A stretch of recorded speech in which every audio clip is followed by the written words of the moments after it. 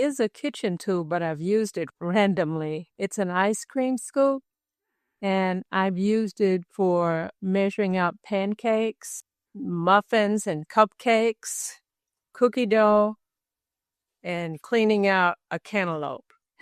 It's a multi-purpose tool. Nice. I mean, if it's in the kitchen, it's a kitchen tool. But I think the oddest thing might be using a saucepan as a lid. Ooh. So if I'm frying eggs or if I'm making either poached eggs or I'm using like an egg ring. Oh, that's an even better one. Okay, so I'll have two. Okay. It's using a saucepan as a lid if I need to keep the steam in and I don't have lids for all my saucepans or even all of my skillets. You can flip a saucepan upside down and that will trap the heat in as well. And that will also steam whatever in your skillet. And then again, if it's in the kitchen, it's a kitchen tool. When I'm making egg McMuffins with English muffins or and I want like a nice round egg and I can't find like a silicone egg ring, I will use a mason jar lid, the ring, but not like the ceiling lid. Mm-hmm. So you can use a mason jar ring, the metal ring without the lid inside, and that will work just fine as an egg ring. Huh. I have a cocktail shaker, so sometimes whenever I need to get some strains things out, usually like if I need to get some egg whites, I'll take the top of the shaker off and strain and crack an egg and strain it through the top of the shaker tin. Because it has a bunch of mini holes through there, so just the egg yolk will stay, but the whites will just filter through. This is pretty good. Yeah, it is. So I just get easy egg whites. Probably a spatula, because it's something that I pretty much use for everything, like, stirring. Because I understand it's not supposed to be used for everything, but it's something that I use for, like, stirring stuff, even though I can use one of those spoons. I always just find myself picking up one. Yeah. Hey, and welcome to another episode of Yay for Adulting. I'm your host, Lisa, and today we are joined by 4 generations. We've got our baby boomer. Hi, I'm Mom. Our Gen Xer. Hi, I'm Montalee. Our millennial. Hi, I'm Joseph. And our Gen Z. Hello, I'm Justin. All right, welcome. So today we're talking about setting up the kitchen so cooking feels doable, not like a reality show challenge. The question for everyone, what was the first thing you learned to cook and who taught you? So we're going to start with our baby boomer. The first thing I learned to cook was breakfast. My mom taught me because she had to make breakfast for my dad every day. So I was her little helper. And so I learned how to make scrambled eggs, bacon, and biscuits. Nice. Gen Xer? If it wasn't cheese toast in the microwave, because we were latchkey kids, I think it was spaghetti. Because we had spaghetti a lot. So I think that was probably the first meal that I learned to make. And then after not living in a house full of 6 people, I had to learn how to scale that down for just 2 people. So I'm going to say spaghetti because it's a good go-to meal and it's easy and it's simple. And my mother taught me. The cheese toast, I think, was trial and error that we learned all by ourselves. You didn't burn the house down, so that's good. Oh, then you're not trying hard enough. I think it would probably be tacos. I remember that was the thing that you had us making at different times throughout the years. And it's a simple thing. Just meat, heat it up for a bit, break it down, then season it, and then you're ready to go with some tortilla and cheese and lettuce and other things. Well, I've been learning to cook since I was 7 years old, but I actually made my first five-star meal about a year ago, and it was ham, asparagus. Let's see, what else was it? Mac and cheese and bread. And I actually had assistance from my dad. Actually, he was on FaceTime, so it was still like by myself. I made it for me, my brothers. My mom was actually coming home from out of town that day, so she had a special meal waiting for her. It was nice. Okay. When you were growing up, what do people have in their kitchen that they maybe don't use now? Back in my day, okay, I'm good now.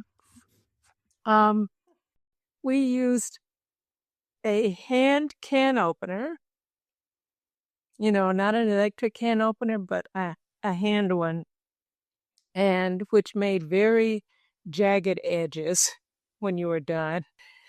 Was it the twisty or hand crank hand openers, or like the just straight up like almost pick like thing? The edges a stab it and like jiggle around. Oh, that's a good point. We did have that when you just jabbed it in and had to work your way around it. Oh my gosh. So yeah, when the twisty thing came along, that was an improvement. Oh, And another one was the hand egg beater. And now people have fancy electric ones now. They do. They do. So, to our Gen X, what I have for you is, what is the most practical kitchen habit that you've learned the hard way? To not walk away from the stove when you're cooking. Rule number 1. You cannot assume, no matter if you're using gas or electric, that you will have time to leave the kitchen and return without it being burned to the bottom. I've also learned that. You will not hear the percolations, no matter. You get 5 feet beyond the stove, it's over. It'll burn itself to the pan out of spite. But I don't have an electric can opener anymore. We still have the more modern can opener that you turn the little knob and it turns it. I also had, for the longest time, I remember this because for the longest time we had an even older version of that where you put it on the can and you had to physically push the sharp edge into the can and then attach it to the side and then turn the little crank. Oh, yeah. And then my father-in-law believed that we were wallowing in near poverty and then bought us a hand crank one, not realizing that we were using it because we like to use it. So I have those in so they're in the, they're all in the junk drawer. Nostalgia. Yeah.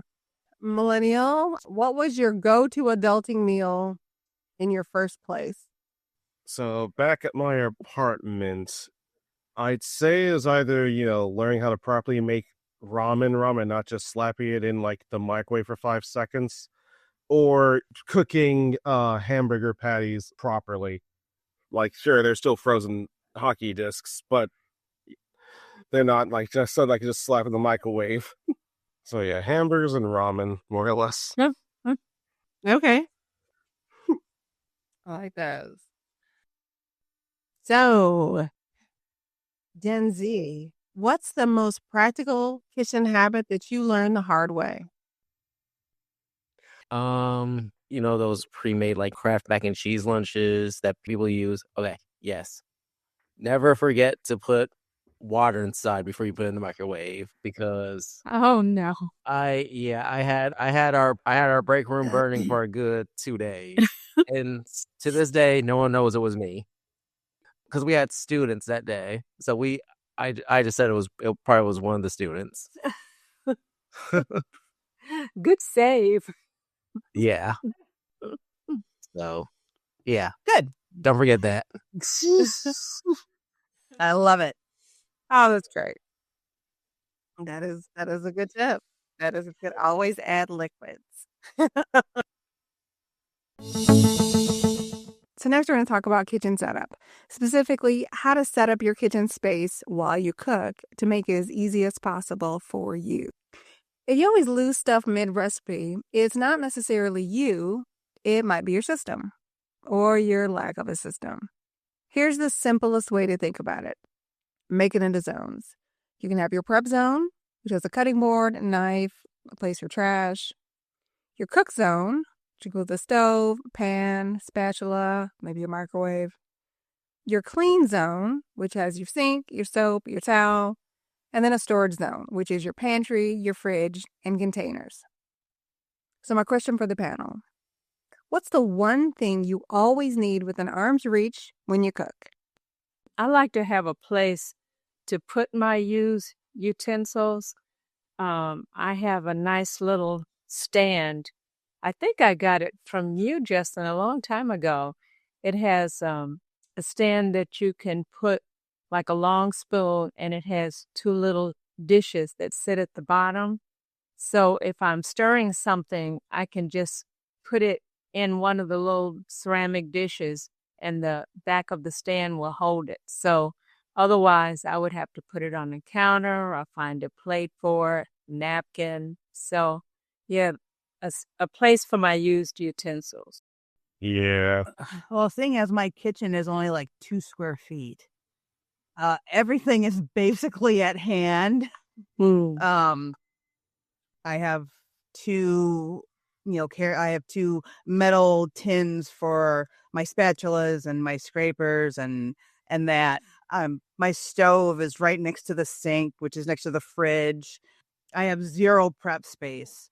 So everything that I need is within reach. Even, I mean, and I keep my my knives in the dish drainer because I use those the most. And I enjoy cooking, so I generally know where everything is. Unfortunately, my husband doesn't care for it too much because I will often not use the same spoon twice. So when I'm done cooking, there's a million dishes in the sink, no matter what I've made. I don't wash the dishes, so I'm not seeing an issue. For me, a place where I can easily just glance at the recipe or my phone, which has the recipe on it usually, and just see, okay, I'm going about, I have to do this in this order, or I have to add this much of whatever to something. Because I always have to like take 5 seconds to look at the recipe to make sure, am I doing this right? Okay, cool. Even if I've done it like 50 times beforehand, I was like, is this the right order? You know those gloves? Pot holders? Oven mitts? Yeah, the oven mitts. Just in case, like, something starts, like, boiling and you need to move the pan right away. Yeah. I found a list of starter kitchen essentials on the internet. Don't ask me where. The list includes a knife, a cutting board, a skillet, a pot with a lid, a sheet pan, a spatula, tongs, a can opener, measuring cups and spoons, and storage containers. All right, for the listeners building their first kitchen, or if you've moved and you're trying to rebuild your kitchen, here's our question for the panel. If you could recommend just 3 tools that cover most situations, what are your 3? Well, I'm going big because I've had my fill of hand tools.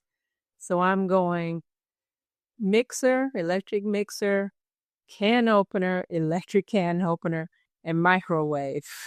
What are we, hobos? That we can only keep 3? Yes, you are hobos. Then I need a pan because you can use a pan as a skillet. I will take a pair of metal chopsticks because they are very versatile. You can use them to stir, you can use them to flip. And then, well, maybe that's all I need. Well, the chopsticks, I guess that's 2 things. So There we go. Either 2 chopsticks or a pair and a nice pot because you don't need a cutting board. You can find a flat rock.